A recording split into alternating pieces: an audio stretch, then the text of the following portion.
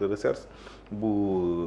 Colobane n'est-ce pas. moom mi nga xam moo nekkoon ministre de la jeunesse mu di Pape Malick Ndour génnaat na finalement amaat liberté woowoon nañ ko ca semaine bee ñu jàll bi tamit déglu nañ ko vendredi bi effectivement demoon na wuy ji tey nag moo nekkoon audition bi et mu jéem na am liberté. Pape Malick Ndour nekkoon ancien coordonnateur bu Prodac nekkoon itam ministre de la jeunesse moom dañu ko convoqué woon ci aljuma bi passé bi ñu ko convoqué ba noppi nag dañu ko mettre en garde à vue bi ñu ko mettre en garde à vue ñu bëri yaakaaroon ni dafay génnaat dafay toog ba lundi waaye voilà mais ci guddig vendredi gi en général ku ñu jàpp week-end dañ lay xaar lundi mais ci guddig vendredi gi ci lañ ko bàyyi mu daal di dellu këram waaye bi ñu noppee ci loolu tey jii dañu ko convoqué waatoon ca section de recherche bu Colobane ginnaaw bi ñu ko auditionné ba pare daal di koy bàyyi mu daal di delluwaat ca këram baara te tamit baara Waly nga ñëwlaat ci mbir yi am na liberté encore. waaw mais li si yéeme te doy waar mooy à l'heure où l'on parle ba fi may wax yow la nature exacte des faits ou des charges yi nga xam ne retenir nañ ko ba tey xamuñu maanaam autorités yi dévoilé wuñ ko ba tey xamuñu fi mu ne nii li sabab ñaari convocation yooyu parce que vendredi njëkk nañ ko fay woo wuy ji na ñu teg ko ab téye ndëggandiku ñu bëri sax foogoon nañ parce que garde à vue en général bu ñu ko defee vendredi da ngay fanaan ba lundi relayé dans les presses avant ñu doon ñibbi boo xoolee l'émission du vendredi bi passé si soirée bi lañu jotaat information que ne Pape Malick Ndour libéré nañ ko mu ñibbi këram donc pour man c'est normal justice bu nekkee di def liggéeyam saay bu la soxlaa bu dee aussi ku démocrate nga bu dee ku républicain nga ku gëm justice nga aussi bu la sa yoon soxlaa da ngay dem wuy gentiment nga dem wuy ji ba xam lu mu lay doyee bu dee woote bi dafa nécessité ay enquête yoon day continuer di def traçabilité bi ay liggéeyam rek bu ñu la war a libéré ñu libéré la nga ñibbi mais ñu ngi xaar beaucoup plus profondément li nga xam ne moom lañ koy toppee wala moom lañ koy dégloo ak lu ko sabab su ko defee aussi dinañu yem sur les faits. man fi ma la bëgg a yóbbu mooy nga defal ma genre comme après président nañ ci ñëw. sànq Modou Diop xamuñu waxu mbedd laay wax man mu ne xam nga ne léegi justice bi moom am na coppite gis nga autant. mais am na coppite bu baax bu la jàppoon moom da ngay dem directement. mais loolu gis nañ loolu parce que loolu li ko indi pour man xam nga mooy lan moom mooy assise de la justice bi nga xam ne amoon na. parce que président de la République bi mu ñëwee moom dafa mosoon gëm ne justice bi dañ ko war a jooyante ñu woote assise acteurs yi nekk ci wàllum justice ñëpp toog ñu waxtaan. xam nga bu njëkk ba da nga doon dégg bu ñu la jàppee mandat de dépôt da nga ko doon dégg ñu jàpp la yóbbu la instruction te duñ xamagum lan nga def instruction sax mën nañ laa sax instruction 2 ans wala 1 an yoo xam ne doo amagum dossier ñoom ñu jàpp na lu yëpp dañ ko war a jooyante. délit d'opinion yooyu yëpp nit bu waxee. li mu wax dañ koy toppee mais gis nañ ne donte ñu ngi def ay jéego ci wàllum justice mais bëri na loo xam ne également war nañ ko gën a caytuwaat ci wàllum justice bi parce que justice bi tamit bëri na ay failles yu bëri yoo xam ne mu ngi koy am bokk na ci li ñu doon xeex démb yoo xam ne également ñu ngi koy nekk di ko gisaat donc pour man loolu aussi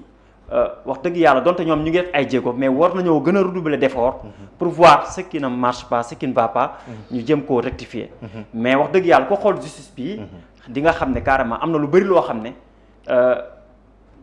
changé na par rapport ak justice bi nga xam ne moom moo fi nekkoon donc pour man loolu aussi lu ñu war a mën a apprécier la si wàllum justice mais donte loolu am na lu bëri loo xam ne également war nañ ko daal di joyanti mais li ma mën a tëjee si kaw Pape Malick Ndour bi daal mooy nañu dem ba xam concrètement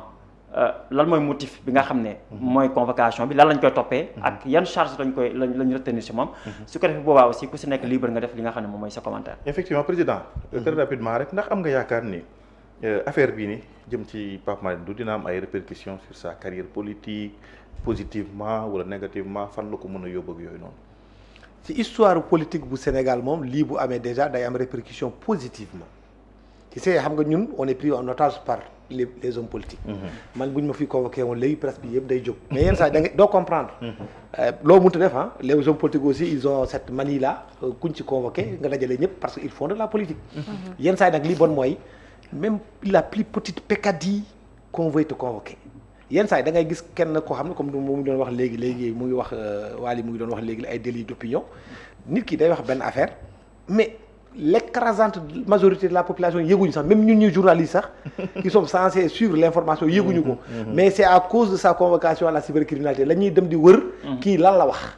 alors que loolu si on avait laissé passer mu day jàll sans tambour ni trompette malheureusement nag léegi cette convocation outrageuse mais la DIC si tu prenais l'exemple de la DIC a toujours existé sous Abdou Diouf qui entendait parler de DIC personne après Ablaye Wade est arrivé au pouvoir dig. Après maintenant c'est cybercriminalité pro yow pro non dem nga cybercriminalité day dem ba wàññil doole justice alors que justice dafa waroon nekk le dernier rempart pour une démocratie kuñ la tooñ nga dem foofu nga dem justice bi aussi comme ni ñu ko waxee mu tëddee njaaxaanaay mu xool lii c'est normal wala lii c'est pas normal li ci bon rek mooy que ne généralement si ce sont les hommes politiques qui sont impliqués dans les affaires affaire bi day jël ampleur boo xam ne personne du mun a comprendre day nekk à la une des journaux un peu partout day dem ba tacheter la démocratie sénégalaise et la liberté d'expression dans sa globalité et ça c'est véritablement dommage parce que man li may gis lu ci ëpp du sous ce régime là même avant ce régime parce qu'il faudrait pas aussi que les gens là croient que les convocations en voiture en voilà là c'est maintenant ça a été existé depuis Mathusalem et c'était pire même par exemple quand ils disent que oui le temps de la justice n'est pas le temps mais loolu dañuy wax lu leen neex Khalifa Sall on a accéléré la justice pour l'empêcher d'être candidat à une élection présidentielle. Absolument. Barthélémy Dias, son affaire remonte à plus de 10 ans. Ndiaga.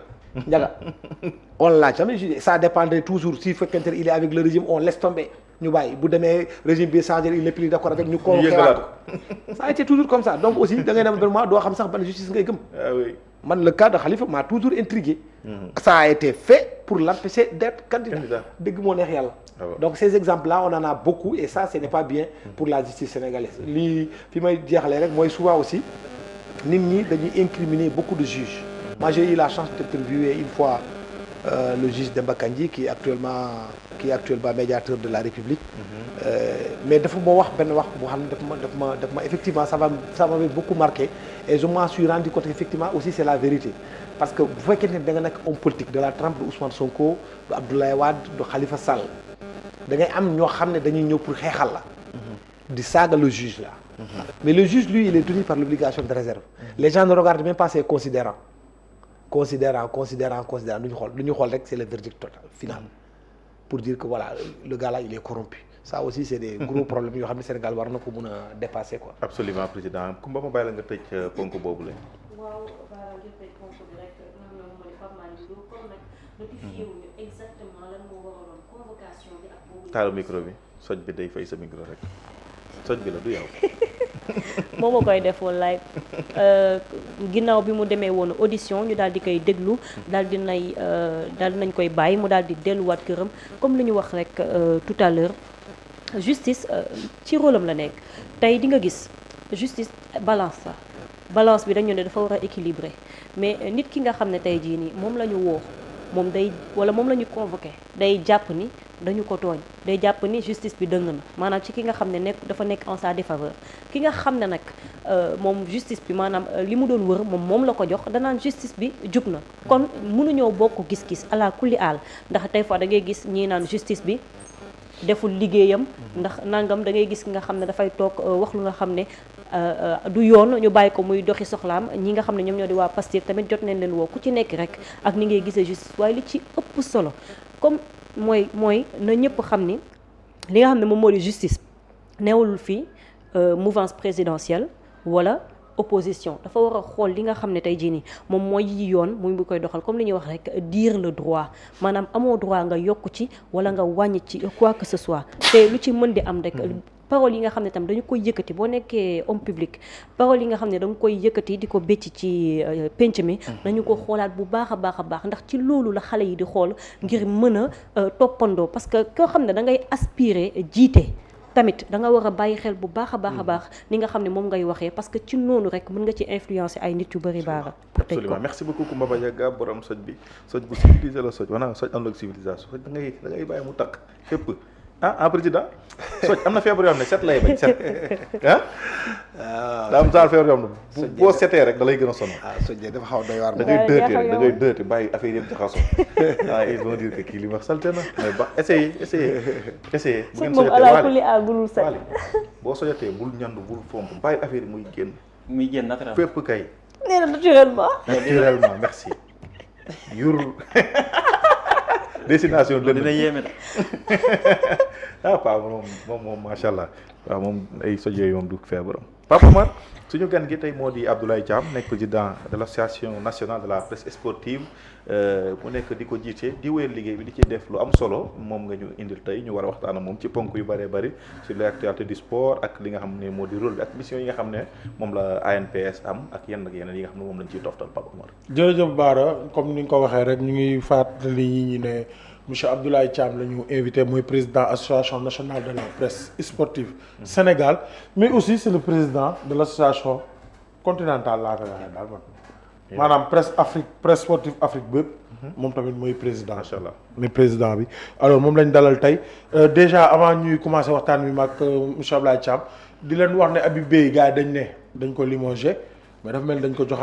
jox dernière chance am de parce que Habib Beye dañ ko dàqoon joxaat ko dernière chance. non Habib Beye mooy toog si banc wu mercredi si banc wu ren daal. menace la woon quoi. gars yi ren daal daaxoon nañ ko mais équipe moom nee na Habib Beye mooy toog si banc wu ren. mercredi incha allahu rabbi. l'équipe moo ko xamle nii. waaw l'équipe. waaw bu ne menacé Habib Beye sera bien sur le banc à Toulouse ce mercredi. waaw ndax 2 victoires la am si 10 matchs. ba pare am le vestiaire sur le dos. 2 sur 10. waaw. ça devient grave. alors waxtaan bi nag ñu commencé ko monsieur Abdoulaye Thiam déjà comment se porte l'ANPS l'association nationale de la presse sportive.